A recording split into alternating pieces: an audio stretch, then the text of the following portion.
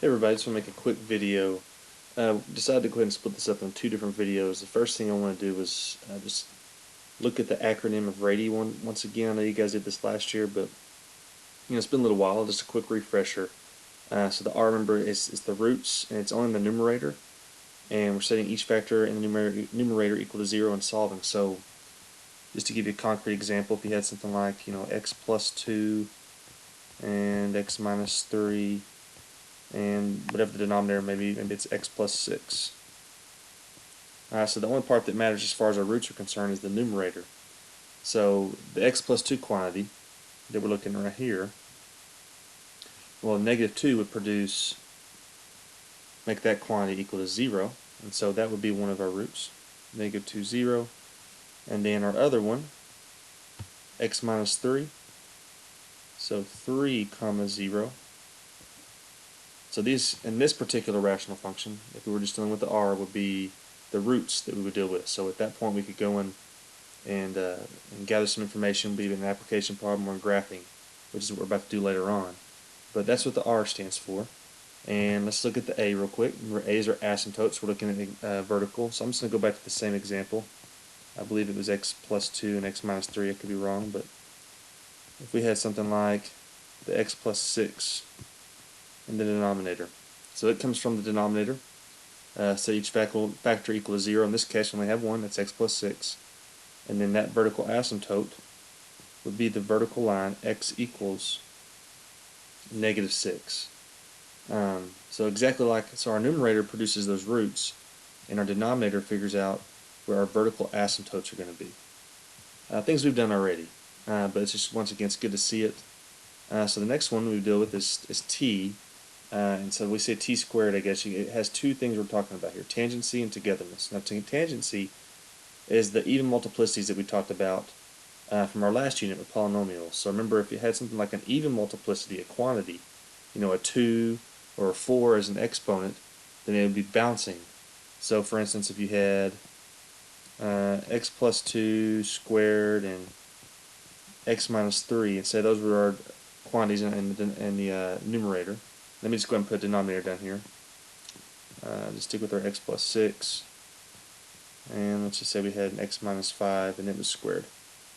So since this one right here, x plus 2, is squared, we can say that would be a tangency in our graph. So it would bounce, as we talked about it. It would hit the graph at negative 2, and it would bounce and head back up or down depending on the type of figure we're working with. So this is our tangency. And then the x minus 5 squared, well, that has to do with our denominator. So if I'm looking right here at togetherness, it comes from our denominator, like I said. If it has an even multiplicity, which it does, it's a 2, it will come together at the vertical asymptote. So if you had a graph, let's see if I can get this rolling here. Let me erase that just for a moment.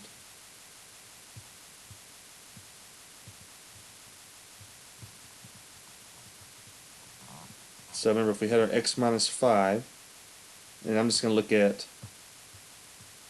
just the x minus 5 for a moment. So if we were out here and we had 5, because remember it was a denominator with an x minus 5, then that would produce togetherness. So maybe we would have something like a vertical asymptote. I'll just make that with these little dashed lines. And just making just a random graph, maybe we would have this particular side of the graph, and maybe coming up like this. And it would be approaching our 5. As it approaches the x value of 5, it's going to get really, really close to that particular vertical asymptote, this green dashed line I have right here, but not touch it. Because the same applies with those vertical asymptotes that we talked about with the a in RATEY. But now we would know that the other side of our graph would also be going to that positive 5 right there. It would be approaching this vertical asymptote because it had an even multiplicity. Since it has an even multiplicity, there's togetherness. We have on this vertical asymptote, the graph approaching it from the left and from the right are both going towards that particular vertical asymptote. So they're coming together, if you will. So that's what togetherness is talking about. And then tangency, I'll just make a little separate graph over here. Let me erase this one more time. Tangency is what we talked about. So if you had a tangency, for instance, I don't know if it was 2 or -2, but I'll just say it was 2 for the time being. Okay, so if you had a tangency here, then the graph, remember, would obviously touch that spot, but say it's heading down, it would hit that particular spot and then bounce and head back up. Okay, so that's where our tangency is. Okay, now E is in behavior, and it tells what the graph looks like at the left and right. And we've been talking about this throughout the year. Really, we want to think about that in terms of a limit. That's what in behavior is talking about, as it approaches infinity and negative infinity. Now, if the top one is heavy, so the degree of the top is larger than the degree of the bottom, and then or the degree of the top could be less than the degree of the bottom, or it can be equal. The degree of the top equals the degree of the bottom. So let's look at this one first. If the degree of the top is greater than the degree of the bottom, so for instance, say we had, see if I can write this on my finger here, x to the third and x squared, I'll just make it plus 1. So in this particular case, since our top, our x cubed, is larger than our x squared plus 1, we would go off to the side and we would actually do long division to figure out what's happening with our end behavior. And when we do graph, I'll show you kind of what that looks like. But this is how we would term our end behavior, with x cubed being larger than x squared with our degree on top. So it would actually happen to be with a slant asymptote. So if you had like a graph, and this particular slant asymptote would be x. And I'll talk about in the graphing video a little more in detail. But we would have a graph where this red line I'm drawing, try to draw a little better if I can. This red line would represent an asymptote that our graph would approach, but it'd just be, instead of a vertical one or a horizontal one, which we'll talk about momentarily, it'd be a slant. Okay, so then if the bottom one's heavy, so say we had, let's just flip it right here. Let's say instead of x squared plus 1 was on the top. And sorry about this being a little sloppy, I'm writing with my finger here. So x squared plus 1 is on the top now, so numerator, and x cubed on the bottom. Well, if this was a particular case, this is actually nice. It's going to produce a horizontal asymptote. Okay, so we draw a graph. It's going to produce a horizontal one. Let's go back to the highlighter here. At 0.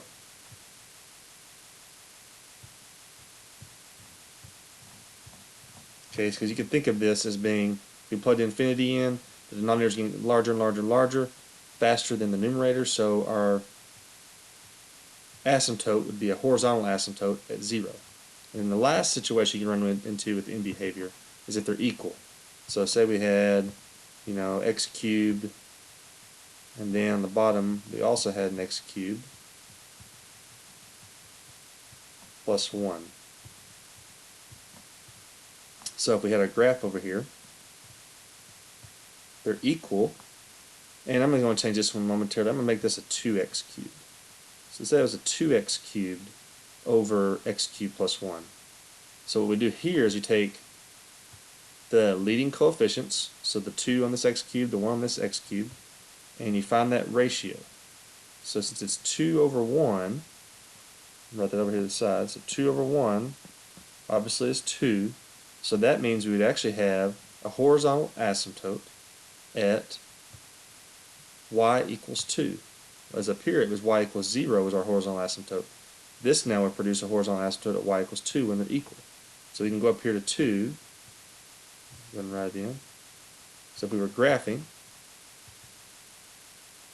2 would be our horizontal asymptote. That would be if a graph was coming, from down here, maybe something's occurring, it's going to obviously start to level off up here at this spot. So we have, if it's greater than on the top, it's going to produce a slant asymptote, as long as the degree of the top is just 1 bigger, but we'll get into that momentarily. Strictly, the 3 is 1 bigger than the 2, which is kind of the situation we're going to run into a lot. So that produce our slant asymptotes. If the denominator is larger, it's going to produce 0 as an asymptote. If the numerator is larger, if the numerator and the denominator are the same, Then you take the ratio of the leading coefficients to produce where your horizontal asymptote would be. The last one's y, it's just your y-intercept. So once you have a graph, taken care of, you just plug in 0 for all the x's, and you can figure out what your y is, and that produces your y-intercept. So just to sum it up, here's all those different situations again. Remember, r is your roots, a is your vertical asymptotes, t is your tangency and togetherness. Remember, tangency is the numerator, togetherness is the denominator. E is for end behavior, which is when we evaluate our limits as it approaches infinity. It says horizontal asymptotes here. Remember, it could also produce some slant, and I'll give you one in the graphs where you can see that. And our last ones are y-intercepts. Thanks, guys.